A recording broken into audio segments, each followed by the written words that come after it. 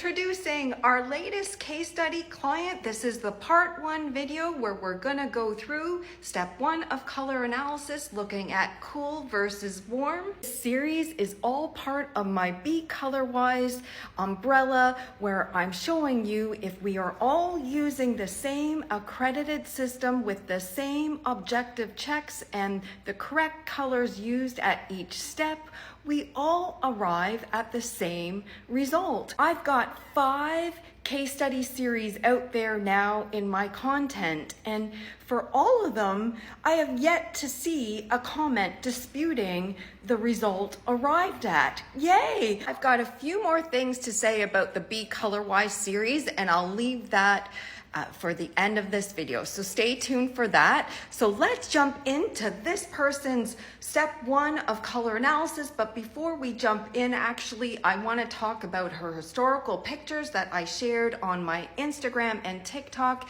If you want to see previews before I launch these videos, of what to expect for the next case study, please follow me on either the Instagram or TikTok platform, because I give you a little bit of homework around historical pictures prior. Here is this case study client around the age of 17 with her natural hair color. And so I've grabbed one of the pictures from her historical pictures that I posted. I grabbed the one that I think is a little bit more clearer to sort of help rule out palettes. So in looking at this picture, really, I only see one that's a definite no, and that would be the light palette. And when I say any of the flow palettes in this series, I mean all the flows underneath as well. I'm in light, that would be true light, light spring, light summer as an example. The unlikelies, but not fully off the list then, would be true spring, warm, true autumn, and bright. I don't see a lot of autumn earthy qualities here, but again, it could be lighting in the picture. I don't see, so bright would be really high contrast, and a lot of brights have a lot of sheen to their skin. I don't easily see that here, but I'm not gonna take it off the list. So you can go through all those in your mind based on previous information I've shared. They aren't fully off the list. And then still sort of on the list that are probably high contenders in my mind looking at this would be true winter, cool, deep, true summer, and muted. Here she is again with her natural coloring isolated.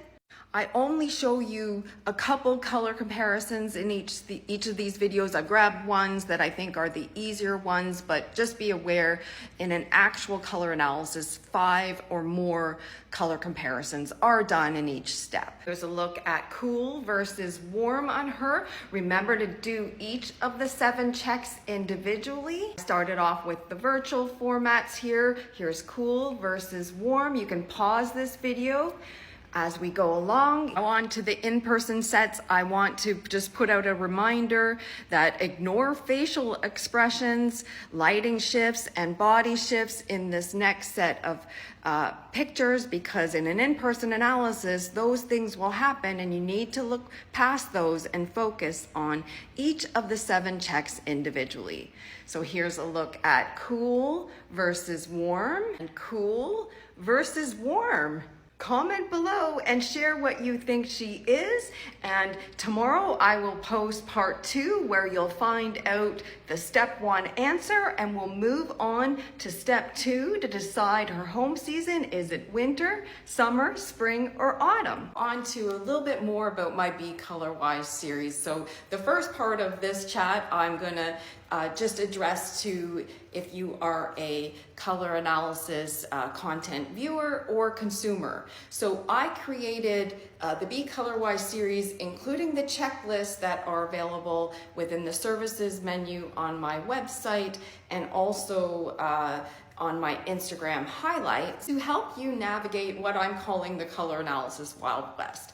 As the industry has expanded, many people have jumped into the playing field, and so a lot of people out there are calling themselves color analysis experts. And so I equate this to sort of Like if you're hiring a plumber to do work on your home, perhaps that plumber calls themselves, I'm a plumbing expert, and do you take that at face value? Because that plumber perhaps is not going to tell you they aren't insured, you're their first plumbing job, they learned plumbing off YouTube, or they failed all the licensing exams. And it's totally cool if you want to hire someone like that, but it's about being transparent and knowing that when you hire that professional. And that's why my Be Colourwise series and checklists were born. And me, I could be out here saying, I'm a credentialed color analysis mastery level professional, hire me. Go to my website and ask these questions. I have all these questions answered up on my bio on my site. And if you feel there's something missing, email us. Even when you're viewing different color analysis content out there, perhaps one content person says the result is one thing and another content person says the result is another. I always say, did you read the bio of the other person, or what system are they using? So it's not about 12, 16 season and all that. That's the number of result possibilities. It's where somebody did their training or what the source of their knowledge base is. And so use these questions before calling content producers wrong. Understand the differences. Now on to the Be Colourwise series. If you're looking at this from a color analysis professional or content producer perspective, is be transparent about this. Like answering these questions with your audience would be my advice, because it is for the betterment of the color analysis industry as a whole, I believe. Being transparent is really important for this industry, because I believe color analysis fizzled away in the 80s because of what's happening right now. There's this unclarity about the system used and what have you. Being open about it is best for this industry, in my opinion. I also have a checklist out there for questions to ask before enrolling in color analysis training programs if you're looking to get trained in color analysis. This one final statement is, I'm getting tired of professional ethics and integrity issues coming up in this industry, like intellectual property issues and otherwise that I've previously shared with you. This is directed at everybody, if you're a content viewer or otherwise.